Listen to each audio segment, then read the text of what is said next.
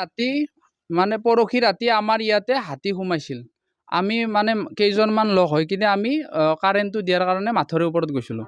যোৱাতে সিহঁতে মানে মোক ফোন এটা নাম্বাৰে মানে ফোন কৰি কৈ আছে যি অৰুণোদয়ৰ ফৰ্ম লাগে, ফৰ্ম দিব লাগে, ফৰ্ম মানে জেৰক্স কৰিলে কিবা হয় নেকি, কি মানে কিছুমান নোহোৱা কথা সুধি আছে আৰু।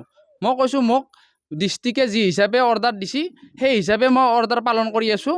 মই এইবিলাক কথা গম নাপাওঁ, এতিয়া ফোন নকৰিবি, মোৰ বহুত মানুহ আছে ইয়াতে, আমি কিবা বেলেগ কামত আছোঁ।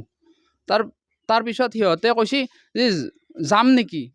মই মানে মোৰ মুখৰ পৰা বাধ্য ওলাইছে যে দম আছে যদি। সেইটো কথা মই ক'লোঁ কাৰণে সিহঁতে আহি কিনে মোক মানে চাৰিওফালে মাৰি এইফালে গলত এনেকৈ চেপা মাৰি ধৰি কিনে আপোনাৰ এইবিলাক চব দাগ হৈ আছে, স্পট হৈ আছে, এই কঁপালত এতিয়া বুকে চুকে ঘুচাইছে আৰু এইফালে পেটত এনেকুৱা।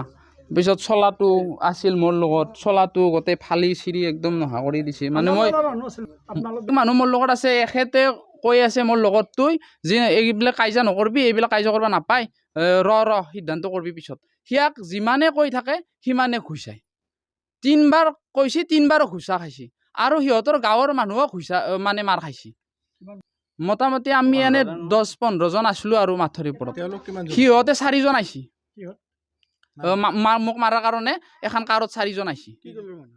সিহঁতে UPPL দলৰ মানুহ। নামকেইটা এটাৰ নাম সোণাৰাম বড়ো, সি প্ৰাইমাৰী লেভেলত মানে, আৰু লৰ্গ বড়ো, নন্দেশ্বৰ ৰাভা, আৰু এটাক ধম্বা বুলি কয়, নামটো ইমান সঠিক কৰি গম নাপাওঁ।